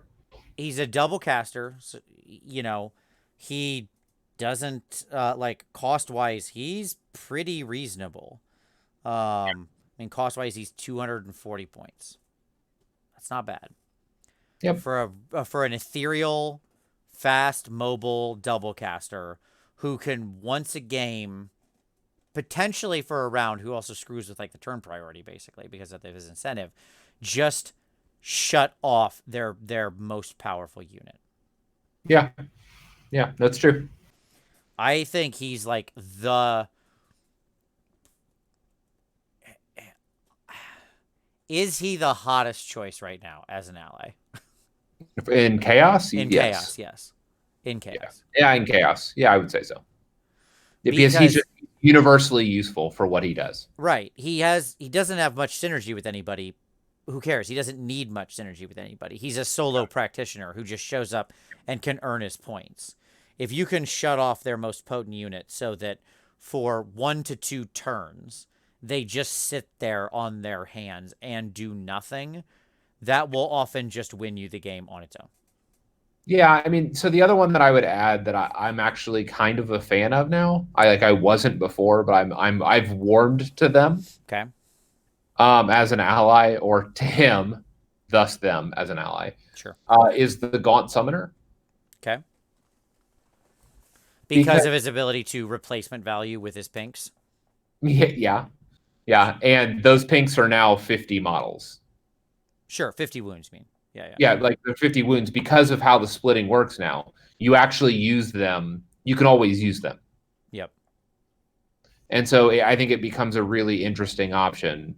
Like he's a lot more valuable. Like before, I was really not hot on him, but now that your splitting works 100%, where you're getting functionally like a 50 wound unit plus him for that cost, he's earning his value more than he was. Yeah, I mean he's 260 points, right? And 240 if you do on foot. Oh, okay, there you go. So that's a lot of wounds and a double caster for 240 points. Yeah. And he has a horde killer spell, so you can throw him up on top like a horde damager spell, not a killer anymore. But he still has a 5+. You throw him up on a Balewind. It has the full like an additional 6 inches of range. Yeah, and I guess technically you're getting a triple cast of sorts out of him because the little pinkies show up and can cast a spell, only their own spell, but that's fine. Yeah, I really like a lot of what's going on there, is what I would say. That's I would probably still take Belakor like every time. Mm-hmm. Like in that matchup, I would just take Belakor. Yeah. But I don't think that he's actually terrible. All right. Is what I would say. So speaking of pregame moves, do we want to talk about the Untamed Beasts? Sure. So obviously the Untamed Beasts don't have a lot of synergy, and this is the challenge with them against mercenaries. But to me, they're like they're Marauder Mercenary light because they also have a pregame 6-inch move, right? Yep. They're cheaper, right? Because with the mercenaries, you're stuck doing them in 20. Right? Like you have to take at least 20 of them. Right. And that's 150 points. With the Untamed Beasts, you can get 10 of them, or 9 of them, sorry, because they come in 9s, for 70 points. And they all do get to still do the 6-inch pregame move. To be clear, they're actually like a lot better than Marauders for that pregame move because those Marauders are a D6, not 6. Yep. So the Untamed Beasts are actually, they can move across the table.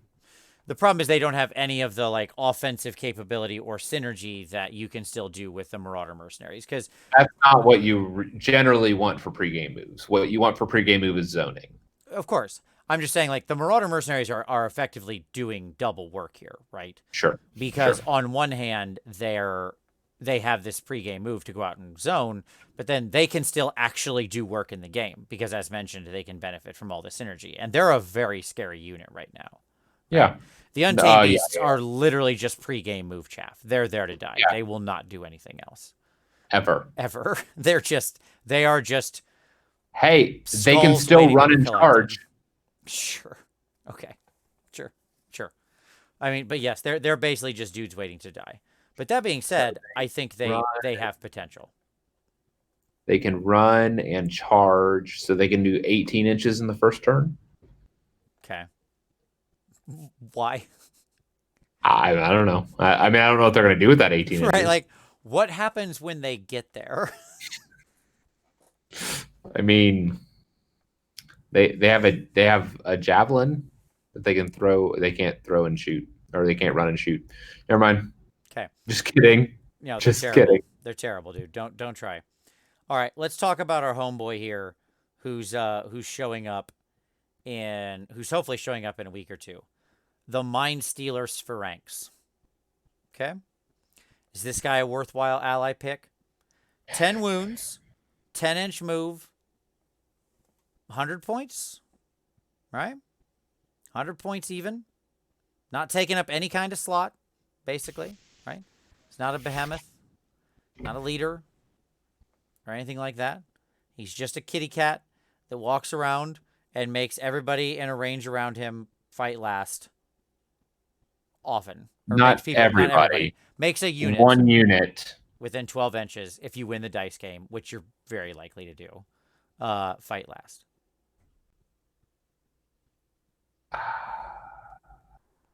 He's hero phase ASL. So unless they have an ASF that they can activate later in the turn to break out of the prison you put them in, You can ASL a unit and then pile on. I'm just saying. Cat Llama, he's got some potential traction. He's cheap. Almost everybody has Slaves to Darkness as allies. So, So what force are you putting him in? What force are we putting him in? Like, where do we need this guy? Is that your question? So Tzeentch? No. No. I was gonna say like the always strikes last for like Zangor. Beast of Chaos. That's my answer. Okay, I can see that with Because Bestigor. Beasts, with Bestigor, like Beasts have a lot of often units. They often want to multi-charge things, which is often hard for them because nothing in Beasts can take a punch. Right? That's their problem. They have no anvils. Yep. And this guy can go up and float around and tag a unit, and then you can bring in all your dudes who zip up and charge the thing, and you can multi-charge the heck out of a unit. I mean, that's why everybody's been talking about why the big bull, right? They want the big bull to happen because the big bull makes them fight last. That's why they have that spell. Right. And you can get one of these guys for the cost of that spell. But he can do it much more reliably than you casting the spell and then wielding it into and it piling into them. And he can't be turned on you. Yeah, I mean, the reality is I think that Beast is the right pick because then you can also you could do 3 of him. Sure. 4 would be pushing it because you have to have 16 units, but you could do 3 of him and MSU the rest of your army, and there might be something there. Mm-hmm. That's what I'll say. Okay. I don't hate it. All right, Kitty Cat has some interesting play in Beasts. I was thinking about Beasts because they have Slaves to Darkness as they're basically their ally. Yep. And they are sort of lacking in an anvil. And I became very sad that the Chaos Sorcerer Lord, the guy on foot, is 110 points. Mm-hmm. Like that 10 points is the killer. Mm-hmm. Because if it wasn't for that stupid 10 points, you could do 15 Chaos Warriors and the Stork Lord, and he would make them that'd be a great pick or something like that. Right? Now, at the same time, you could just do 20 Chaos Warriors. You could, because they'll then just reroll saves on their own. They're a good anvil. Right, yeah, right. Yeah. Like, they don't need the rerollable save. But I agree, it's sad that, it's just that little extra 10 points. Yeah. Yeah. But yeah, 20 Chaos Warriors, 15 or 20 Chaos Warriors, I think is an interesting pickup because obviously once they go over 10, they automatically reroll saves. They have a 5-up against mortal wounds built into the War Scroll. They're actually a quite decent anvil, which is something that Beasts generally lack. If you're just looking for, that's 30 or 40 wounds on a very difficult to shift body, right? Yeah. Yep.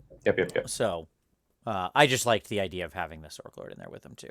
The Knights just don't work anyway. It's a shame. I wanted the Knights to work because that more fits with the speed of it. Yeah. But the Knights as a mobile anvil need the guy to help them, and 5 isn't enough, and 10 is too many, and blah blah blah blah blah. Yep. So, there you go. Okay. Any other chaos? Not that I can think of. Any other chaos allies that we want to call out here? Okay. Nope. Destruction. Let's talk Destro. There's not destruction and death have a lot less in the allies department. We'll get to death in a moment. Who's just I have very little there. Okay. But destruction has some interesting play. Obviously, when you look at something like Iron Jaws or something like that, Bartek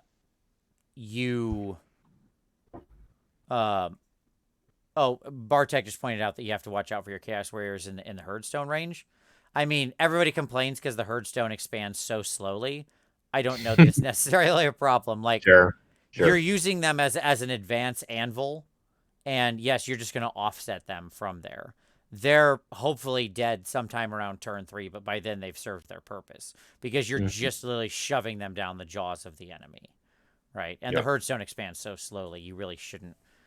Sure, maybe by turn 4 they're in there, but if they're still alive. Let me say something else real quick. It just dawned on me. Another possibility, I think, is Sail is actually a really good ally Okay. in Chaos because he has the teleport spell natively on his scroll. Sure. And so you can bring a teleport into like into Tzeentch. But he only Or teleports Slaves to Darkness. But you're saying when you Darkness, bring which can also be Smart Tzeentch. You're saying it's a Right. good way to carry the sort of Mask of Darkness teleport style spell into the God marked armies. Yep. Yeah, it's a good And so call. you could carry like you could carry the teleport in for like Chaos Knights into Nurgle. Sure. Or the teleport like of like Khorne units into Khorne. So it was a thought that like he actually brings a very useful ability that you couldn't get at any other way. Yeah. And I mean, we didn't really put a pin on it, but obviously, if you're making a Slaves to Darkness itself, Allegiance army, bringing in the synergistic God marked stuff is as allies is obviously your play there. Like the Blood Secrator and the Blood Stoker and yada, yada, yada. Like that's not, we'd already talked about that back on the Slave show, that's pretty obvious. Yep. Okay. Destruction.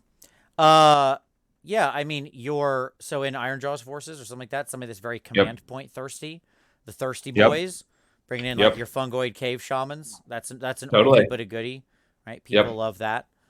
But there's not that many allies in Destruction that I find really appealing.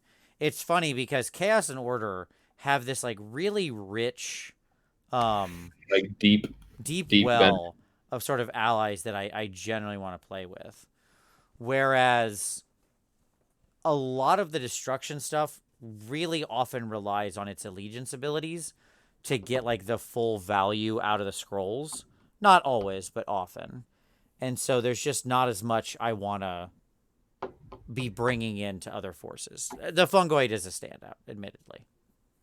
Fungoid, I like the ability to drag in the Fungoid with the Skittle Cauldron. Oh, yeah, sure. With your, yep. Because so you want to explain this? Yeah, so the endless spell for Gloomspite is like a cauldron. Yep. And when you cast it, it gives you full access to the Gloomspite lore. So it lets you like access the Gloomspite lore outside of Allegiance. And so you could like use either Skarsnik or like a normal like shaman. And then you could also like normally if you just did like the shaman, you could actually bring in like a large block of like goblins or whatever. Sure. Or you could bring in the Troggoth hag, and then she can actually bring the cauldron in. But I mean, I think the key with the cauldron is just having like that full list of spells. Yeah, the fact that it brings in the entire spell list for you. Which is there's like a teleport in there. There's like a really nice D6 nuke. There's a couple ASL, other. Yeah, exactly. There's an ASL. So I think that yeah, I'm a fan of that. Let me say that. Okay, cool. I dig that.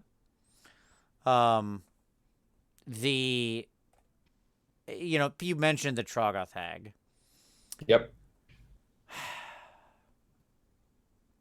I don't love her as an ally. I mean, like, she's a cool model and is fine. I'm not saying she's not good. I just honestly, and it's probably the destruction type lists that I play. Yep. There might be different lists where she's better in, but certainly in like the Ironjaw's forces that I'm building and stuff like that, she would do nothing but weaken the list because she's so expensive.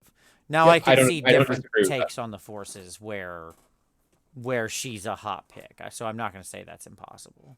I'm just saying the way that I tend to build it, she doesn't work for me. Yeah, I think that the Arachnarok is probably a better caster. Because I like more of what the Arachnarok's doing. As a caster that could bring in the cauldron. That's really punchy with mortal wounds. It's not as tanky as she is, but I don't know. That's where I'm at. Sure. Like for the points, I think I would take the Arachnarok first. Fair enough. Anything else grabbing your attention out of there? No. Okay. I mean, not really. Fair enough. All right. Let's see. So let's talk about death, man. Death. Oh, so somebody asked, how do we feel about Rippa's Snarlfangs? I feel uninspired by them. The same as I feel about most of the Underworlds warbands. I think they're... How do I feel about the models? I think they're awesome looking models. As a pick... I mean, I don't know. Let me bring them up again here. Let's all look at Rippas together, shall we? Let's send somebody asked in the comments. Let's take a look at Rippas. That'll be fun. All right, so Rippas. Oops. Rippa's Snarlfangs. Okay. So they are 80 points for the 3 dudes. Obviously, they're unique because duh, right? They have a bunch of attacks that don't do much of anything. Nope. No attacks that do anything. Right. They add 1 to hit rolls for attacks made by this unit Snarlfang. Jaws that target a unit with 1 or more wounds allocated to it. And they're eligible to fight in the combat phase if they're within 6 inches and can move an extra 3 inches when they pile in. Okay. I mean... Excuse me, I'm so sorry, everybody. I mean, my issue there is, like, I love a good 6-inch pile-in, but who cares? Like, I don't know what they do when they get there. That's the problem. I mean, they're very fast because they're a 12-inch. Okay, so hold on. 6-inch The Snarlfang Jaws, you'll have 3 units that have that attack, right? And all of them are on 3s and 3s, 2 damage. Yeah. Okay. Target with 1 or more wound. And so you're on 2s and 3s against multi-wound models. No, if they've got a wound allocated to them. Oh. Like, let's say that that's not going to be the modal outcome, right? But, like, sure, sometimes you'll get that. Yes, you get 6 of those jaw attacks that have no rend, right? Which doesn't do much damage. Like, they're kind of okay against weak enemy chaff, sure. Yeah, I mean, let me just say this. But for 80 points, they're not terrible. I don't know that I would use them as allies. Let me be clear about that. I don't know what I'm going to add them to as a unit. But in a Gloomspite army, which they have the Gloomspite Gets keyword. Sure. Is it just the speed? Like, the fact that they can, without a charge, hit something 18 inches away guaranteed. 24. Oh, sure. Yeah, sorry. 24. Yes, thank you. I wasn't adding on their other 6. Yeah. The fact that they can hit something 24 inches away without a charge. Like, that's valuable. Don't get me wrong. I like things that can pile away from 6 inches. So, maybe. All right. You know what? You're kind of selling me as I'm thinking about them. Because I'm thinking about Hellstriders in my Slaanesh army. They hit like wet noodles. But I run Seeker Cavalcade all the time. Just to let them pile in from 6 inches. Because at 80 points, you know, like, I use the Seeker same way. They're 100 points. I just run around the side and I use them to, like, pile in and tag a corner of something. Because it's so reliable. All right. I take it back. All right. You know what? Who originally suggested these guys? Germ. All right, Germ. You sold me, Germ. At 80 points, Rippa's Snarlfangs. I've come around on them. There you go. I'm with it. Yeah. I dig it. No, I agree with that. Okay, you turn me around on Rippas. They're a good. I would use them exactly like I use my Hellstriders in Slaanesh. Yeah. And I could actually see that in something. I could actually see that having some value in a couple different destruction armies. And they're like a utility piece, right? And destruction doesn't have very many good utility pieces like that. Sure. They're light pigs. They're light pigs. Yeah. I mean, sure. Like I will say I've built a lot of Ironjaw's armies where I have like 80 points left, or that amount and nothing to do with it. Because all their units are just, you know, expensive. Sure. So okay. All right. I'm with that. Germ, you brought me around. You've made me discover a new ally. I like it. Okay. Cool. So let's talk death and then we'll close this out. I mean, I actually don't want to talk death. All right. At all? I want to talk mercenaries. Oh, talk mercenaries then. Because I think death is best when thought through the mercenary lens, because the Yep. best mercenaries in the game are actually a death mercenary unit. Yeah. Which death mercenary unit? The abhorrent Archregent. Yeah. Okay. Good. Yeah, we're on the same page then. Yeah. Well, because you can also get necromancers. Sure. I mean, why don't you walk Um, through the permutations? Because to me, I agree with you. Because of the nature of how death is built right now, right?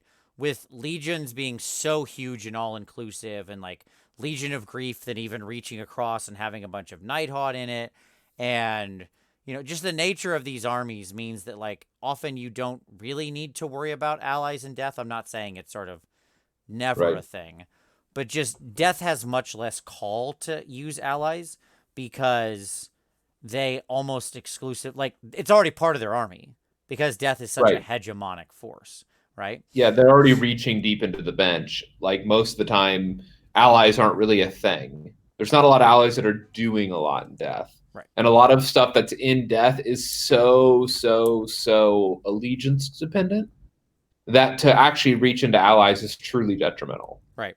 Um, But death has some of the most interesting mercenary. Apparently, death is sending out mercenaries.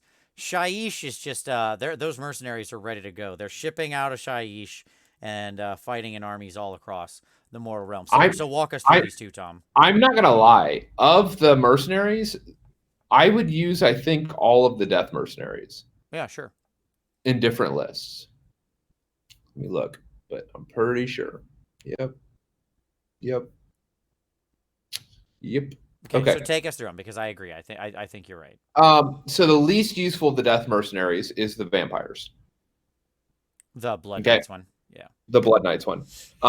The reason why it's useful is that you can fit a vampire lord in there. Mm-hmm. And that lets you in Legion of Grief pull a vampire into the army. Right. Because right now in Legion of Grief, you can't have vampires. And so you could do that, pull the vampire in. The vampire has a really wonderful command ability, usable in the hero phase, that adds +1 to attack, +1 attacks to a unit. And so it's really useful for things like banshees or hex wraiths or things like that. And so you can get all the toys of Legion and Grief, including like the -1 to hit, or I'm sorry, -1 like save spell, like the armor cracker spell, and also have the attack buffer through the vampire company. Yeah, it should be noted that the Vampire Lord, good old Vampire Lord on foot, that's all we're talking about. Bringing him in through the merc. Well, no, I mean he's on Vampire Nightmare Steed, but still, he has the same abilities. Fair enough. The picture is just the guy on foot. Yes. Um, Yeah. you can arm him with wings, or he can walk around, or he can be a guy on a horse, yada yada. This Because guy has to be on a horse. not for the plus. It says that Oh, in it's Mercenary. in the mercenary. He has to be on a horse. That's funny. I didn't Yeah. remember that. At any rate, Yeah. that scroll, his +1 attack command ability is just a death unit. Right. Right. Right. So he's a good, like, using this as mercs is an interesting way to actually suck in a +1 attack dude in places where they might not otherwise be. Like you could bring him in into like OCR Bone Reapers and get +1 attacks to a unit. And the way that their command like point things work, like you spend them on command abilities. So he would suddenly use the relentless discipline points. Is that true? It is true. Are you 100% sure about that? I am. Okay. Like correct me if I'm wrong, but if So you you're read the not OCR, 100% sure that is what I'm hearing? well, I'm like Wouldn't he still use 99. their command point? Wouldn't he like they He doesn't still have get command points? but you cannot spend them. That's part of the OCR rule. You can no longer spend command points. Period. I would need to go look at that to understand exactly how that would work. I mean, it doesn't matter. I'm Yeah, because right like now. it's an interesting case because obviously OBR normally has no allies, right? That's one of the interesting things about them. They're Yep. a hegemonic singular force within death. They just allies Yep. none, right? So I'm looking over the rules right now.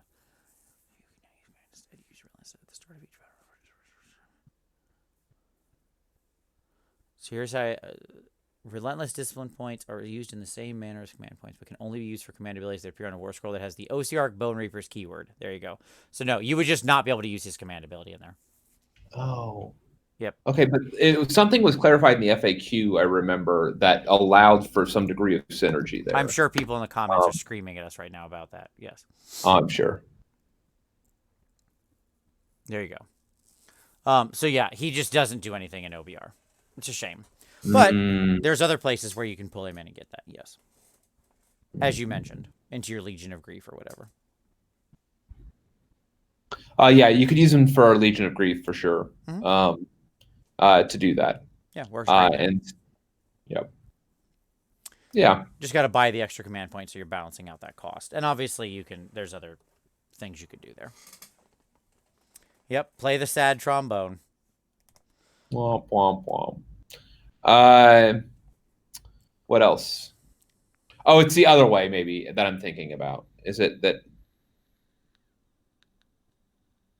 Yes, if you take OCR Bone Reapers units into Grand Alliance Death, the OCR Bone Reapers can use command points to, like, normal command points for their command abilities, like Shield Wall. That it went the other way. Sorry, I apologize. Nope. Okay, cool. No, I like that. So let's talk about the other mercs. Yes, I agree. Vamp Lord is fun, but he's whatever. Yeah, he's limited. That's the least. The Sons of the Lichmaster Mercenaries gives you a necromancer. And so you can actually pull the necromancer into Nighthaunt this way. And that's valuable, and you don't have to buy zombies or anything else like that. Right, you can just do the necromancer, yes. And you can, and by the way, you could pull in the corpse card as well with the +1 to cast for death units. Sure. If you really wanted to as well. And the advantage of that necromancer is that he can give your death units double pylon. Your Nighthaunt death units double pylon. So yeah. Cool. I think it's solid. Right on. But then the winner chicken dinner. Shall we? Yeah. I mean, the thing that actually matters is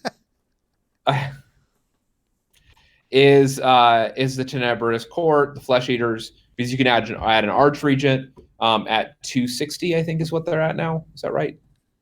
I don't remember his point cost off the top of my head, but okay. I'll look it up. But yeah, I think it's 260. And what's his advantage is that, like, he is my catch-all go-to mercenary. Like, I mean, this guy shows up all the time in your stuff because he is a straight powerhouse. Yes, he is 240, 7 wounds, right? 4 up save, heals a flat 3 wounds every round. Yep. Right? So you have to focus him down. Brings his own summon ability with him. Yep. On his scroll. Yep. Right? And so he can summon, like, automatically just on his scroll. It takes a command point, obviously, because you're not going to have a throne around. But he can just show up in any army and summon a courtier or a unit of 3 knights or a unit up to 20 serfs, meaning like 20 ghouls or, you know, whatever. That's how that's all translated. No, you summon 20 ghouls. Yes. And hoard an off objective. That's what you do. Yep. I mean, like, that's, like, if you're going to bring him, make sure you bring 20 dudes to come take an objective. Because that's what's going to happen here. Not to mention this dude's also a double caster. Yep. Right. And he brings in one of my favorite endless spells. Yes, he does. Talk about the endless spell. So it's Cadaverous Barricade. And units that start near it are half move. And so it's a wall that also halves move for nearby units. And so this becomes really potent when combined with other walls. When you go for the wall build. For those who remember the Magic the Gathering time period back in the 90s, where you'd have, like, the wall builds, the blue-white wall decks.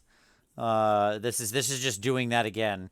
Because you can have, you know, your Palisade and, you know, blah, blah, blah, blah, blah. And you can bring in this. See, the key here is that you can fit him, a Knight Incantor. Yep. And then however many endless spells you want. But you fit the 2 of them into, like, a Fire Slayer build. Sure. So that you get the Magmic wall. Yes. and then like the palisade, Yep. and the cadaverous wall, Yep. and then you drop a comet behind the walls. Sure. So you put like 3 walls up like this, basically, where people can't get Yep. out of them. Like you can do Without going all the way out of walls their way. first turn. Yep, you can do like all the walls first turn. Mm-hmm. Is all you have enough casters for that, and that wall, by the way, is a 24-inch setup. Mm-hmm. So it's like it has some range on it. He's also and so you could do that, and that's a nice fun combo. This is also, by the way, one of my favorite. Like it was one of the lists that I came up with the KO look really early on. That Gary both loved and hated, which was basically like it was the equivalent of like the 40K soup list. Yeah, sure. Because it was the boat, like the KO boat alpha build that had a vortex in a bottle. Sure. Okay, so you could drop a chaos endless spell, like the vortex for the half move. Yes, the warp lightning vortex from or Skaven. the no run, the no run, no charge, no fly, whatever that thing, and then that does damage all around it. And then you could bring in the Archregent, who could then wall, mm-hmm. for half move, and then you could bring in a Knight Incantor and drop a comet. Sure. Sure. Because why not? Why not? And just hope that they have enough dispels or whatnot to deal with all that dumb stuff. It's a very funny build. Against armies that doesn't fly, it's absolutely crippling, right? Right, like and a majority of your points are in units that can teleport and shoot. Sure. Sure. So they're just gonna like whatever survives that initial onslaught, they're gonna pick off. So all that damage is gonna trigger in the movement phase, in the hero and movement phase.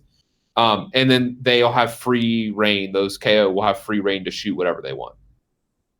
Yeah, and we should point out, like, Naga had said that's an expensive build for a gimmick, and Nighthaunt would laugh at that. I mean, keep in mind, if you're actually using the Warp Lightning Vortex, all the Nighthaunt lose their ability to fly. Right. And so they'll get stuck behind the wall, too, because the Vortex does just legitimately shut off fly for everybody in that triangle. Yeah. But I mean, Nighthaunt aren't going to be scary in that matchup. Like, I hate to say that, but you can pick off all of their heroes, because their heroes are all like 4 wound models. It's not that weak, for God's sakes. There's more wounds than that. They're not goblins, but come on. Be fair to Nighthaunt. Nighthaunt's Dreadblade Hero, which is normally the general for the teleporting, is 4 wounds. There's plenty of non-4 wound heroes in Nighthaunt, for goodness sake. There are also multiple 4 wound Nighthaunt heroes in Nighthaunt. Fair enough. It's not just one. There are 2 or 3 that are 4 wound. Because the Banshee's 4 wound, the Cairn Wraith is 4 wound. Who else? Like they truly have terrible heroes. Nighthaunt does, and all of their 6-up saves are dependent upon their heroes. Sure. I will say that if you any version of this, like wall and drop, whether it's the Vortex or the Comet or both, because there's a couple of them you've played around with that are egregious. That are egregious. And yes, that's Noggin makes that a good point, that like these heroes could start off the board, because remember, Nighthaunt could just be not on the board. Half of Nighthaunt could be not on the board, right? Yeah, sure. Which could be their or is it all heroes. No, it's half. It's half. It's just like Stormcast. They have the same allegiance ability. At any rate, this army needs to be called the Telltale Heart. Okay? Because you're putting them behind a wall and then putting the pulsing thing behind the wall that's just there. You wall them in, and then you put the pulsing thing behind them. So this is absolutely the Telltale Heart build. Yeah, clearly. Right. Yep. So there you go. I mean, to be fair, Knocker, Tom does play Nighthaunt, so I mean, he knows him. I understand. Well, I don't think Tom would fall for his own trick. Like Tom, what I'm saying, Knocker, is that like you can teleport those KO wherever you want on the board every turn, and they can reach out 18 to 30 inches from that point that they teleport to with their guns. Sure. So the point is that like I don't care where you hide him, they can literally, if you teleport away, they can teleport and chase you every turn.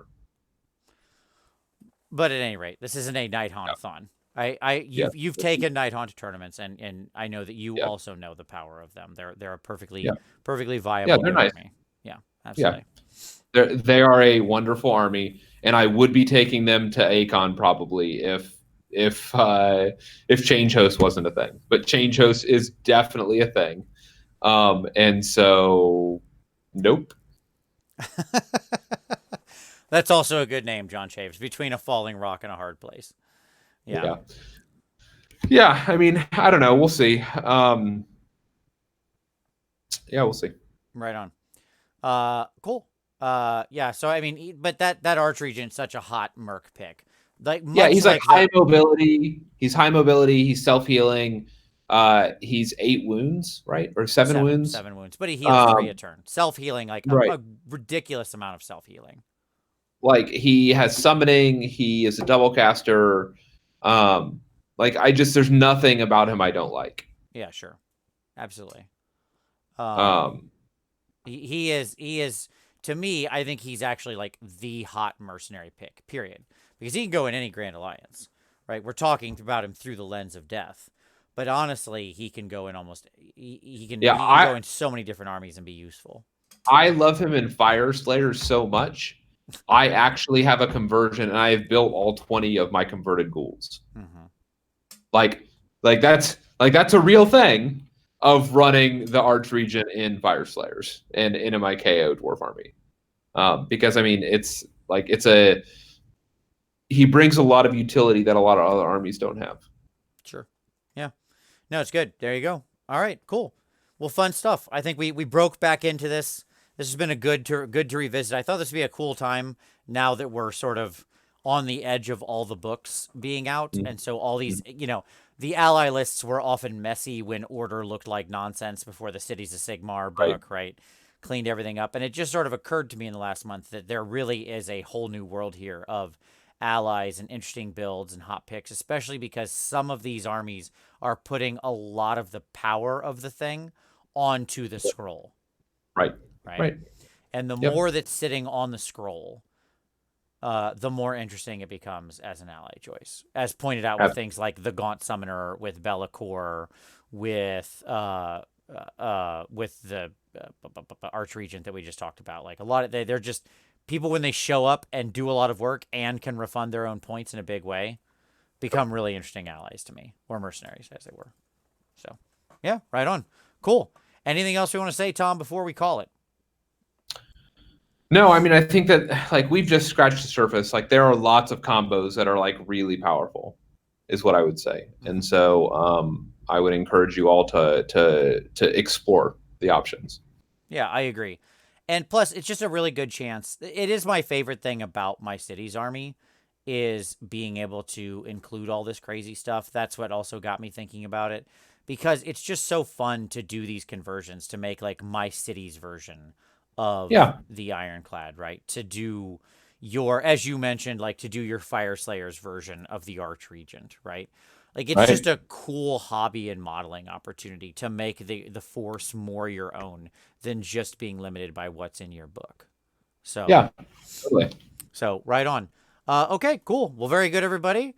That brings us to the end. We'll be back next week. If you're watching this and you liked it, hit that little like button down there. That helps other people find the show. I'm going to actively say that now at the end of the show. So thank you. A lot of people do hit it. You're awesome if you're hitting it. Thank you all for sticking with us.